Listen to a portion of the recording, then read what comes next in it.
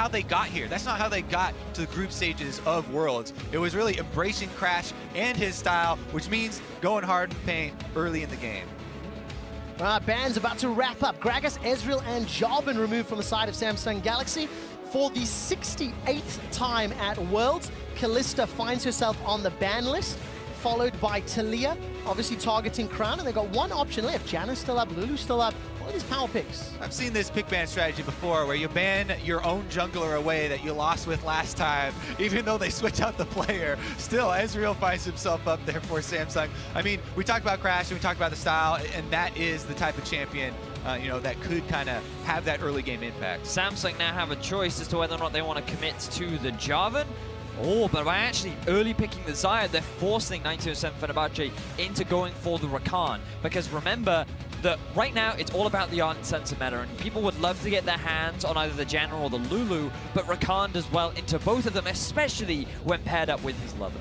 One of the things, too, with Rakan is that he is squishy by going Ardent Sensor. So, yes, you get to have both worlds of I can engage and I can also bring an Ardent Sensor to the team, but it is at a cost that you have to be a good player to work around, and you have to have good timing. We've even seen the good players fail at this, especially after the nerfs to Rakan, kind of slowing the speed down a little bit. There are openings now where you can play around this champion, you know, after the adjustments that they made to it, and we'll see, because Janna has been one of the good ones at doing it with her full reset. Well, so many tools in Janna's kit to do exactly that. But what I do like seeing on my screen is two early game junglers. We've got the Rek'Sai locked in for Crash. It'll be his first time here in the group stage playing it. And Kha'Zix for Ambition. But it's going to lean a little bit into that Crash style that we touched on, VDS, as Tristana closes out phase 1. I think it gives a nice bottom lane for 1907 Fenerbahce as well. Interesting that Crown is picking the Kha'Zix here. Was talking a little bit about him in my picks to watch before Worlds even started, and how he often picked it into things like the Jarvan because of his early ability to skirmish. But here he's saying, you know what, I think I can also match the skirmish power of a Rek'Sai, and we'll see how that works out for him in terms of the early game. Second ban's coming through pretty quickly here. Mid lane focus, taking the Lucian out very early is 1907 Fenerbahce. In response, though, the Syndra and some of the more meta control mages here from Samsung, it looks like. I think Crown would be fairly happy to play Cassiopeia or something and have some good backline threat. Looking at champions like LeBlanc as well, we saw it being banned earlier in the day, and from RNG. And I imagine that both these mid laners will not be afraid to get their hands on that kind of a mid, especially with so many taken off the board. All right, let's find out what they prioritize and who gets that counter pick opportunity. Quick update on Ambition's Kha'Zix. 10 games played, 9 wins, 1 loss career-wise. And 1907 taking their time to figure it out. Going to be locking in this Galio. Still has that flex possibility as well, which is safe, gives them even more options at this stage of the game. That's the thing I really like. It's something we highlighted a lot when the Gigabyte Marines would focus this champion, right? It provides a lot of mobility and a lot more potential for surprise plays. When you have Rakan engage with the Galio on top, suddenly it is a bit easier to go for those engages and still have the Ardent Sensor and not worry as much about being so squishy, because you've got this big Galio, you know, coming to save the day right behind you. Well, big Galio going into big Cho'Gath.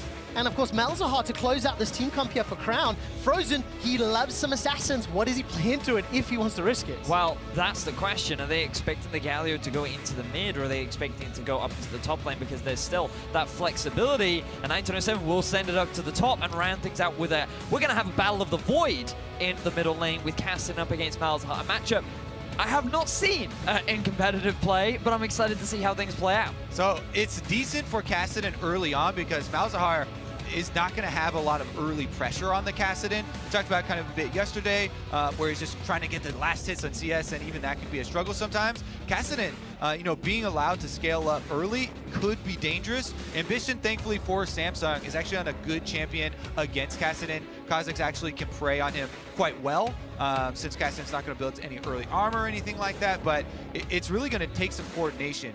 If Crown just survives and gets his ult off and Ambition is around, that's where you can see, you know, the Kassadin aggression turned around sometimes. I think also Malzahar is just naturally good at locking down high mobility targets. And when you look at this composition as a whole, there is a lot of mobility. Rakan, Tristana, Kassadin, Galio, so many champions that are really good at just dashing in, dashing out, moving from one side of the map to the other, something that a Malzahar could just very quickly lock up and allow Ambition to shred through. You only get one. Which one? You do. That's the question. Yeah. What I do like about the options of the dashing, when you look at the combinations, Rakan, Tristana, Cassidy, Rex, Igalio, if 1907 pick the targets and decide to go in, everybody's going in together. So good luck dealing with that sort of 5-on-5 engage. And quick update, this is the first time Frozen has played Cassidy all summer. So pulling it out on stage, and we'll see what he can do with it. I remember his Echo performances from play-in and from last week. And we'll see whether he can make this Cassidy work, ladies and gentlemen. Samsung Galaxy taking on 1907 Fenerbahce. If Samsung Galaxy win this game, they will share first place with a win-loss record of 3-1, and more importantly, they will eliminate 1907 Fenerbahce from any playoff contention. So very important game is what we're saying, really, for both teams. Samsung having the opportunity to equalize their score with RNG, but looking a little more into this mid-lane matchup, often a thing that players often forget about Cassidy is his passive gives 15% reduced magic damage taken. Like, he's pretty good against AP, especially when you think about Malzahar and his all-in combo. It's going to make that bit a little bit harder, especially if Frozen decides to go for either an early Abyssal Mask or a more likely early Rod of Ages. Once again, my eyes are so focused on the junglers. Crash is running the experienced Quint on Rex side, so the options of early visits from these AD jungles to the mid lane is definitely a possibility. Yes, Cassidy would like to get that level 6, and then you really have to watch out, but it could even happen earlier than that. All right, Samsung Galaxy now taking on Fenerbahce. Last time they played, Samsung almost lost this game. We did touch on the story fairly early on about how it was Haru playing that jungle Ezreal, but let's take a look at the gold graph and show you just how long Samsung had an opportunity to lead. This is the goal difference from Fenerbahce's perspective. You can see they lose to about a 4K deficit by 10 minutes, maintain until 30, and then all of a sudden turn around, Venus. That's the big thing that a lot of people remember Fenerbahce just having this big gold lead towards the end of the game, but it was Samsung that were in very heavy control. They had a lot of early towers, they had a lot of early ganks thanks to Haru, and everything was going their way largely just because of the lead Cuba had up in the top lane on that Trundle. And that was such a close game. Samsung afterwards, the players were talking about how they took that loss very seriously, and they do not want to let, you know, almost lost. Again, I have the Papa Smithy syndrome, where it was such a scary moment and a scary game for them that they consider being that far down for so long. Definitely not the optimal strategy. No, absolutely not. And when you've got, you know, such a gigantic lead, 4,000 gold by 10 minutes, I think 2,500 gold lead on Q-based Trundle, which was hugely impactful, but they couldn't actually turn around. You can see they're 2.4K at 15, didn't play the split push, didn't utilize the tools, and while we've been telling stories, Pad and Capone, Rule and Cordier J continue to trade, going back and forth, really getting into their face, and opponents going in.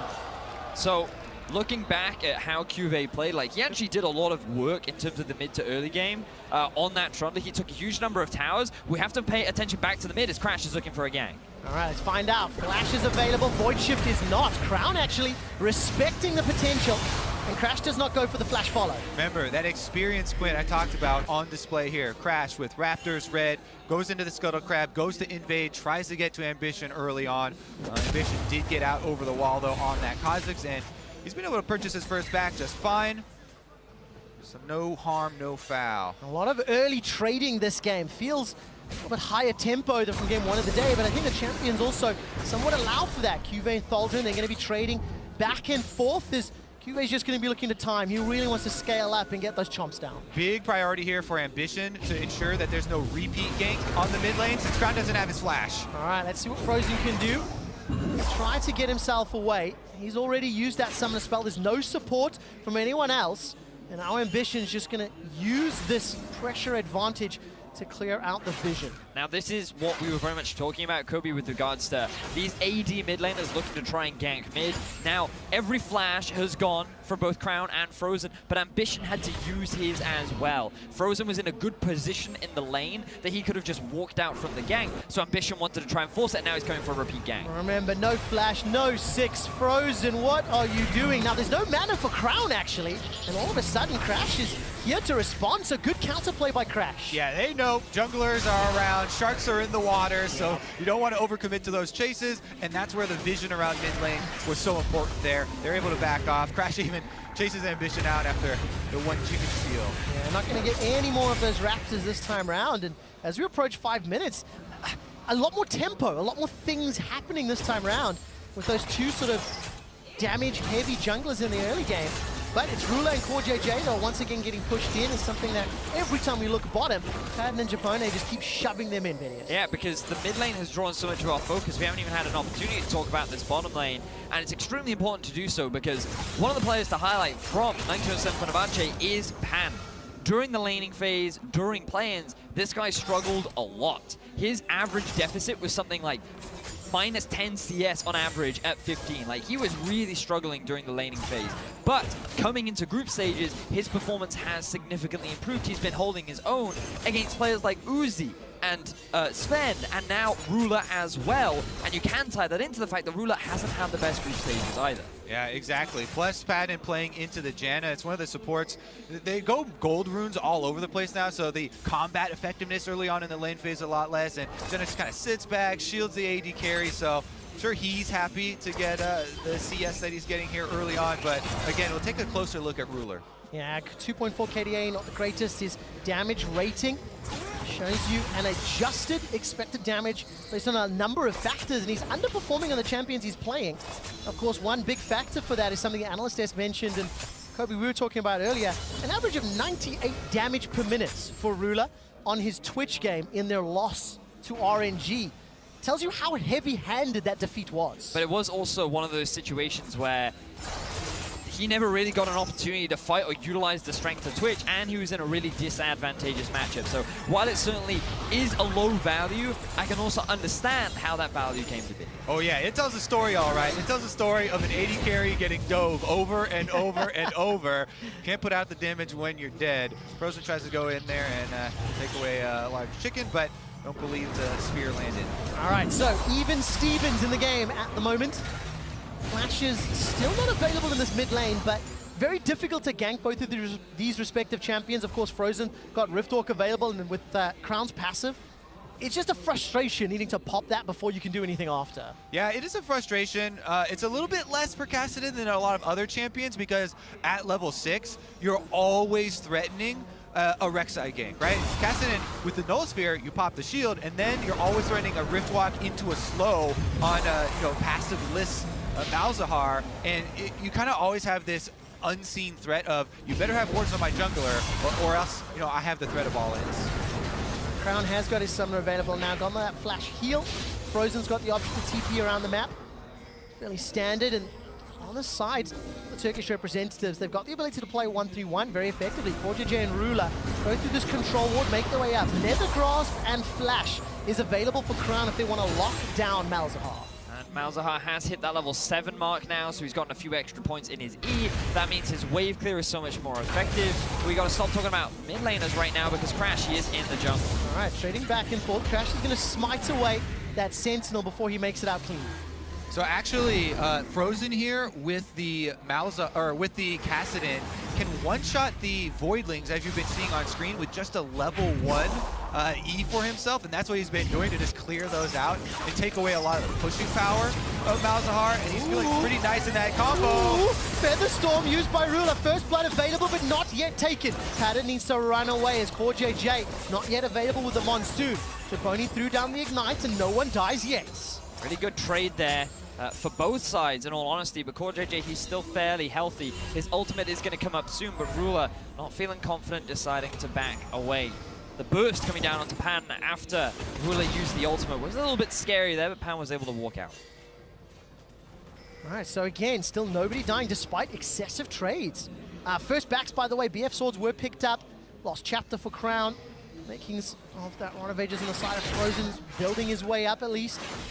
Just slowly scaling our way into this mid-game. Fenerbahce, 1907 Fenerbahce rather, they've got themselves a small gold lead just through farming, which is a good sign for this squad. It's a decent sign. One thing that is another sign that could be bad for them would be the control wards here creeping into this river for Samsung. Ambition, by the way, he is one of the Kazakhs that will go the Q Evolve early on. That gives you more threat around taking these dragons, and a lot of people have really jumped on the train of the R Evolve early on because you can have a lot more mobility, and it opens up a few more gank paths, but Now that he's got the evolved Q, you do have a lot more single target damage, and that is something to keep in mind. Also early skirmishing power. When you think about what Crash is trying to do in the early game, when they come in for the counter gank, he's going to have that ability to dish out just as much damage as Crash can. Oh man, Taste Their Fear, gonna be so scary. Samsung Galaxy, one of the most underwhelming Korean squads from the first week. You know, their record 2-1 could easily have been 1-2. And there's a lot of eyes on how much things can change from week 1 to 2. Will, you know, 1907 Fenerbahce be able to grow, develop, show that they've improved? And will Samsung Galaxy start to silence some of the critics and prove they can take over? They've got ambition. We know the mid to late game, that's where he shines. And we're slowly edging our way towards that. But it's also just where the team shines. When we look back at how they played against G2, it was their ability to fight in the mid to late game along with their decision-making that allowed them such a clean game. But now we have to look at Japone as he's looking for an engage. All right, got the engage with the quickness. Manages to get a follow-up knock-up. Beautiful first blood, and it's picked up by Frozen. 1907 Fenerbahce are the ones to find their first kill. They kill him before the TP even starts channeling, and Thordran gets completely caught off guard. And Samsung, it felt like you know, they had seen Crash, but they didn't quite have you know, the whereabouts of Japone tracked for that one. And he came in half a screen away, immediately annihilate the Kassadin. There goes the Dragon, so no chance of the evolved Qs taking that one down. 1907 Fenerbahce very happy with the first blood and objective. And just as we were talking about Samsung, their ability to play mid to late game, one of the things I wanted to start looking at for 1907 Fenerbahce was their ability to start forcing plays. They have the Galio ultimate. They have a teleport on top of Kassadin. They can start roaming around the map and looking for picks, but they just have to come to the mid lane. Japone roams up from the bot. He can see that his AD carry has come back to base, and they use the fact that SSG just have this small dip in vision, and they're not expecting this very quick 3-man collapse. Such good play out of FB. Teleport's going to come down into the mid lane here for Frozen. And instantly, a little bit of chunk damage. But there we go. First blood, first dragon as well. And this will allow the Turkish representatives just a little bit more control. They actually averaged a gold deficit at 15 minutes through the week 1 games of 1,700 gold. They're around 700 up. So I want to track how these next 7 to 10 minutes go. If Frozen can continue to increase his pattern, he can start to get an item advantage with the help of his teammates. There's a lot of tools on the side of FB to just completely take over this game. Oh yeah, a big part of that Kassadin pick, you know, in the last round there is about getting through the mid game so effortlessly. And now, with the kill actually going over to him, it's pretty big that within all that burst and the flashy play, he was actually the one to get the last hit. That is a very early Rod of Ages and Merc Treads for this Kassadin, so he's going to be extremely confident in the play around mid lane, and we'll see if they can actually start more of their plays around the mid lane, take over the vision that we've constantly seen this battle over. Yeah, this game is going to be very much about which mid laner is able to step up, because we've seen the most success for 1907 Fenerbahce when they play through Frozen in the early game. This guy achieved many accolades within his own region during the TCL, and coming into the play-ins, he was one of their star performers. And while Pan, he certainly shined in the late game team fights and he was a big carry, it was Frozen that allowed them to get there, and he was always the player that we were watching as the early game progressed. Yeah, but giveth and taketh, because his Echo last week, jumping into the Lulu, of course, was the game-turning play that allowed SSG to just turn everything around. You know, FB had been sieging for a long time. I think you could see some of the cracks in their macro, some of their inability to break open Samsung Galaxy, and that's what allowed Samsung to win that game. Let's see whether or not it can happen again. Ardent Sensor completed for Core JJ in the bottom lane. Ruler getting very close to the Essence Reaver. The Dash of Helm for QA up in the top lane as well. First item starting to trickle through. We've touched on that Rod of Ages, Infinity Age, Ardent Sensor. So everybody hitting that one item spike. And now we're going to get into these mid-game team fights. Yeah, we look at item spikes. We also got to look at some of the wards that are lit around the map. Kobe, you were just talking about them. For deep vision, that is gained through priority in the middle lane. And typically you don't always expect that from a Kassadin. But because he got that first blood, and because of the constant pushing power in the bottom lane, Crash has been getting these deep wards in and giving Frozen a little bit more freedom as he plays very aggressively towards that vision. Yeah, he's got some backup here as Crash as well as Japone are around mid lane once again to defend that vision. And it's one of the big points that we always bring up is people very often a lot of the early game deaths will be over a control word. You know, these fights over vision are very real stakes, and people are often willing to even overcommit to them. As we saw there, though, they did have some backup, and it was necessary. Well, there's 2 teleports on the side of FB. Of course, Dolgen's still available. Frozen's is on cooldown. We've actually not talked about the top lane at all because it is that tank v tank Galio v matchup. Cho'Gath, man. It's even CS here between Cho'Gath and Galio, but we're getting to the point that they're now going to get involved, right? They've got their items, they've got their TPs, and anytime an initiation breaks out, let's see who's going to be quicker on the trigger finger and whether or not Dolgen's heroic entrance will be pivotal. Yeah, because while the champions themselves could be game-changing, you've also got to look at who the players are, because for Thaldren, he is the big captain for FB. He was the guy that led them through the playing stages and is often the father figure, the guy that they can rely on to keep their confidence up. And Cuvée, he was considered one of, if not the best top laner coming into the tournament. There was a lot of praise. We've seen him get amazing outplays last week in their game versus RNG and G2, and both eyes will be on these top laners to not only see what they can do with their champions, but also in this game. All right, where is the initiation here for 1907 Fenerbahce? They've got to defend against the 3-man push. Cuvé's the first to arrive. Padden did not leave the bottom lane. It's chip damage on the mid, but nothing more. Yeah, as threatening as Kassadin is, you know, in a 1v1 scenario or chasing people down, again, always the weakness everyone will highlight is the wave clear. So a quick little jab there from Samsung to try and get some turret damage, but the threat of the collapse from 1907 Fenerbahce was just too scary for them, and they do back off immediately. Personal pet peeve, look at this now. Crown's going to get flanked. 3 members, Crash and Japone, coming in for the engage. He feels the collapse coming. He knows it's coming. The Tremor Sense is going to make it visible. The Gleaming Quill unable to pop the Void Shift. So risky and brave from Crown, but he knows supports coming in through the river. All right, Unburrow comes out from Crash. Ambition decides to leap forward. And Crash blows that flash to get over the wall. Yep, they've got a recall here from Padden. He wants to go purchase right now, so they don't want to fight. They want him to get his purchase off before the Drake spawns. Recall timers are an objective of themselves in the early game because preparation is so big for these objectives. Also look at the TPs. All are now available. Every summoner spell is up. Every player is reaching the 2-item spike that's going to indicate the start of a fight. And this is where Samsung really come into their own as a team. And you see that slight discrepancy in the recalls, you know, plus the slight advantage in the game currently that they have allows Crash to start up this Mountain Drake, and it will be an easy execute. So second dragon for Turkey could be very important. Secured there by Crash. 1907 Fenerbahce, they extend this lead even further. Talked a lot about the top laners, and Thaldren was chunked down low. Took a lot of damage from Cuvée, who's, again, just farming up a storm. Very comfortable, very happy. And, you know, we're getting into this mid-game, this mid to late game scenario, and 1907 Fenerbahce get a second shot at Samsung Galaxy, get a second shot at taking down Crown and the boys on what is a very even, very equal footing right now. Might not be as they go for a dive. All right, Chomp has already come down the feast, unable to get the kill. No more mana for Cuvée. Frozen, not really going to have enough damage yet. But that's at least a summoner spell used. That means Samsung Galaxy are able to escape, not able to take Thaldren down. Like the teleport from Frozen, just to guarantee the safety of his top laner. If he hadn't had that threat, they might have decided to commit, but Cuvée had no mana anyway, so it could have gone either way. Now we have to keep our eyes on the bottom lane. Let's see what will happen here. The tower's the focus. Rulo's going to put some damage down. Crown's making his way in. Remember, teleport's available for Cuvée. Yeah, Samsung attempting cross-map plays here.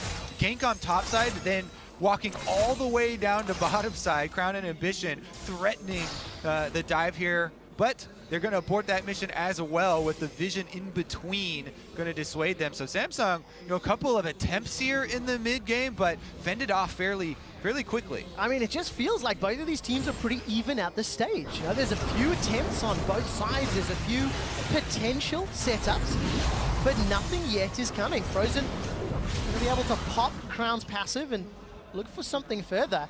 And now I'm looking for the play from 1907 Fenerbahce, the heroic grand entrance. Rakan dives in, Galio jumps down on top of him, and then that just gives so much space for Crash and Frozen and Padden to clear up whatever is caught in the tons of CC that can come down. will result in the biggest boom of World's group stages. Other than North America, obviously. Well, You're not even playing the game, dude. Low Relax. I had to bring a bit of comedy value. You know, it's a slow game so far. We're approaching 20 minutes. Let's backtrack to the game, lads, now. SSG, they're on track to get themselves their first tower of the game. And they got options because, of course, their mid tower is being chipped down. The top tower is being chipped as well. 1907 Fenerbahce going to be in trouble as Frozen's going to get locked down and shut down by the Nethergrass. Teleports channeled and cancelled from both. And that's the first kill for the third LCKCs. Great move. They're finally able to find the play around mid lane and punish Frozen here with that crowd control from Malzahar, immediately locking him down. As we said, Ambition on the Kazakhs gets to bring that damage to cut right through him. Lethality already picked up for him, so he really can make that one work. Love the duo combo, being able to shut down Cassidy. We talked about how if he has no mobility, it becomes very easy to kill him, and now they have priority on the middle lane. All right, QSS picked up by Frozen. 1907 Fenerbahce will lose their first tower in all 4 games. They have conceded the first tower, and all of a sudden, Thaldren throws his ultimate down after the tower is already dead. Kuve has been consistently pushing this top lane, which means that after the ulti from Thaldren, he's going to get a lot of damage down and may even take this turret, resulting in another tower going in the favor of SSG. And remember, the bot lane is also exceptionally low. It's already a 1,500 gold lead for Samsung. This tower not yet killed. Frozen may be able to defend it, and does so for a little while longer. But it just feels like the scales are now tipping into Samsung's favor. Yeah, you could definitely see there was not a lot of communication with that mid-lane attempted defense or engage or whatever you want to call it there, because the Rek'Sai going in on the champion that has the jump, and Galio ultimate long channel time, it's pretty simplistic for Samsung to get out, but now they're going bot. All right, flash engage, Featherstorm comes down, Padden, Japone, and Crash unable to find anything there. Samsung able to escape with their lives. I didn't quite see if that was just a sidestep. I mean, it had to have been. Rula and Core JJ didn't even use summoner spells. Tower number 3 is available here for Samsung. It is so easily knocked over. And for 1907 Fenerbahce, they find themselves in a 3,000 gold hole and just being picked apart. And initially, we wanted to see from FB them playing the Crash style, play the early game. They get a flash out from the ground. We think, oh, they're looking to try and make level 6 plays. They're trying to be early aggressors. But now they've slowed the game down. And this is SSG's territory. They know how to play the map. They know how to work as a team. And they're capitalizing on the lack of experience, to say, from the side of FB. And it's definitely moments like that where you feel for the team, right? Crash is an emergency sub for these guys. And yes, he can communicate with Frozen, but then there's delayed kind of communication with the rest of the team, and it's not a perfect scenario, but they've been trying to make it work, and they are still alive in this game, although Samsung just made such a huge surge. Look at the gold lead now. They certainly have. The one thing that FB can still rely on is that their composition still scales relatively well. The level 16 Kassadin is something you always have to be aware of because of his 2-second ultimate. He's on his way to completing his 2nd/3rd item. You have the late game Tristana too, and Galio is one of the strongest tanks when it comes to this late game point. So it's all about how well can they match up against the team fighting power of SSG. Well, team fighting power gets empowered by an Infernal Dragon at this stage of the game. 2 and 3 items starting to spawn. Righteous Glory picked up for Cuve. Rapid Fire Cannon sitting in Rula's back pocket versus the Shiv Eye Edge of Padden. And of course, it looks like both teams are fully aware of the positioning. FB, do they want to channel this? All right, Thaldren's teleporting down towards the mid lane. He's going to look for an engage. 1,700 HP on the Infernal. The engage comes in. That's a 2-man knocker. Here comes the hero's entrance. Thaldren and Frozen looking on the back line. That's a 4-man taunt. That's another kill for 1907 Fenerbahce. Rula throws out the Feather Storm. Not going to be able to call the Feathers back, but it's Samsung Galaxy destroying FB. Thaldren sitting on the front line. Padden gets caught up by the Rupture. Forced to run away. He's dodging, dipping, ducking, and diving. He can't auto-attack enough. And Samsung wipe FB. We questioned, could FB challenge the team fight power of SSG, and the answer is no. 2 kills in favor of FB, but 5 for Samsung Galaxy. They get themselves the ace, they get themselves the Infernal Drake, and they're running it down mid. The post 20-minute surge from Samsung, just incredible here, taking over the game, and Ambition, they look so comfortable with him in the game. Great calling from Samsung. It felt like once 20 minutes clicked over, they just went, okay, now we play. Gloves come off, make a few punches, 4 towers, a dragon, and an ace to boot. Now, keep your eyes on the positioning of Ruler, because he was under a bit of scrutiny about his performance so far, but he chunked Crash out. He's not the one being engaged upon it. He's just free to deal all this damage. Still yet to be touched. We get a replay of Crown as he's very happy to see the end of that fight, and then we don't get to see the fight ourselves. So there's the damage, proof to what I was saying. Censored for your eyes. You only get to see that one time. But Ruler, he did a lot of damage, guys. Yeah, very well played. And you know, we were talking about his performance and some of his, I don't know if the word, I don't know if inconsistency is really a fair word, because they got crushed by RNG and he was on a Twitch, so what can you do in that scenario? However, there are some critical eyes being thrown on all 5 members of the Samsung roster because of their week 1 shaky performance. And now that we've entered the mid-game good and proper, Samsung are fully activated. Guardian Angel on Ambition leading the way, and they're going to look to shut down and eliminate 1907 Fenerbahce from World's playoff contention. Consistency is going to be something that is always brought up at Worlds, and it's such an elusive goal in the best of one's group stages. That's why everybody is like constantly chasing this kind of just out of reach. There's so many things that go so differently game to game. This time around though, Samsung going to be able to set up around Baron next with a lot of this deep vision you can see in the red quadrant jungle of FB. That's going to pose a lot of problems now that Ambition also has gotten his 2nd evolution. And it feels to me that Samsung are just in their comfort zone. This is exactly how they played within the LCK. FB have allowed them to get to this point, and now they're setting up for the tower siege. You can see Cuvée down in the bottom lane. Samsung are grouped up as a 4-man unit top. They've gotten so much deep vision down with the control balls, and Crash tries to engage. Oh, Ruler didn't back away quickly enough, but gets a lot of sustain and heals. Turned around as Crown's able to kill Patton. Now there's no damage. It looked so good at the start, but the turnaround is better. Golden trying to get the taunt down and not going to be able to find it. The engage interrupted. Core JJ, the monsoon will send tears down 1907 Fenerbahce fans' eyes, and Samsung are not done yet. The inner top turret is the focus, and Cuvée, by the way, says, I don't care, bros. He's continuing to push the bottom lane, and he'll take that tower as well. All of that engage just stuffed by Samsung so quickly there. Janna ultimate on point from Core JJ, but even before that, pulling out the kill 4 versus 5 with the focus onto Patton.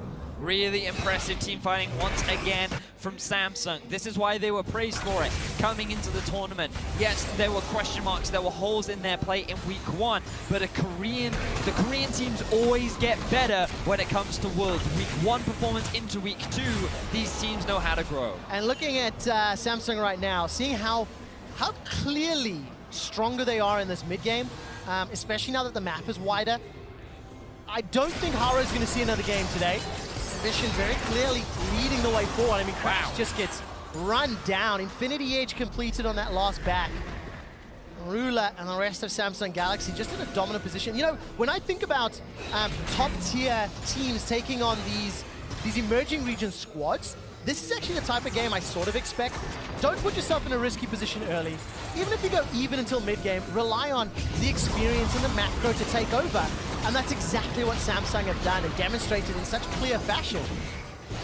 It's one of those instances where you think that early dominance is needed to demonstrate your superiority, but the slow patient game can do the same as now Samsung that started off the Baron. All right, is it going to be this? Actually, it's just gone. Oh, they're not even going to get close. FB unable, maybe unwilling, maybe not on the same page. Everybody had flash, everybody had tools to get into the pit, but it would have been 4v5 at best. Exactly. I mean, what are you really going to do? Your jungler is dead. Against a Feast Smite. Yeah.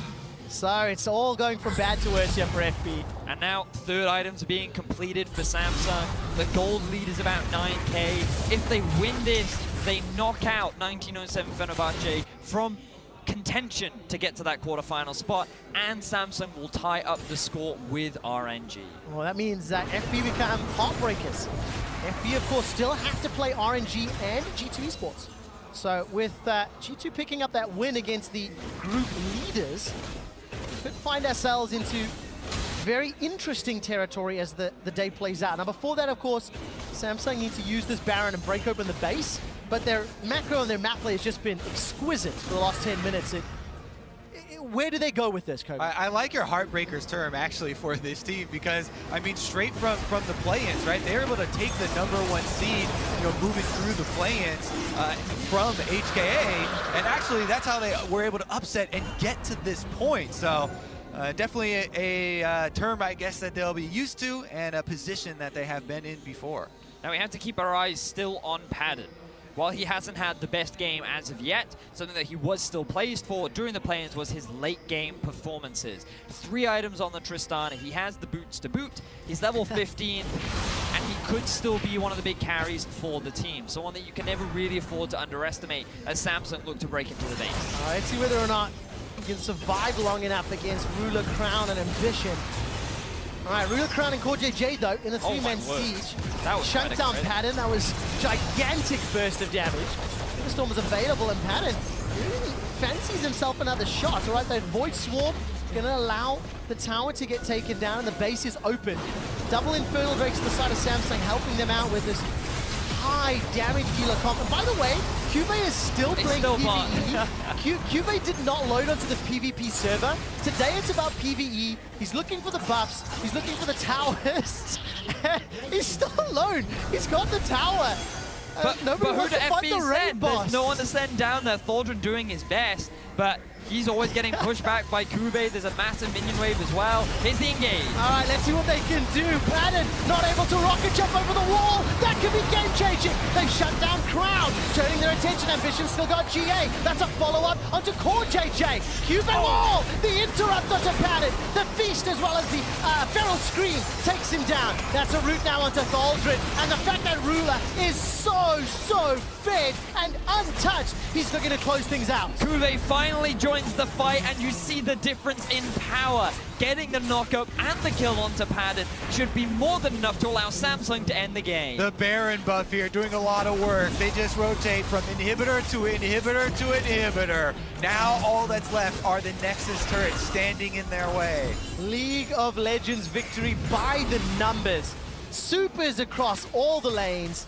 That was one hell of a Baron power play. And Samsung not going to risk making a mistake in the base, not going to risk throwing away any lead that they have accrued, all 12,000 of it. Instead, go back, spend the money. Look at that scoreboard on the bottom, guys. Huge items being picked up. And Samsung, 1 lost siege. That's all they're going to do. Tie themselves for first in the group, go to 3-1.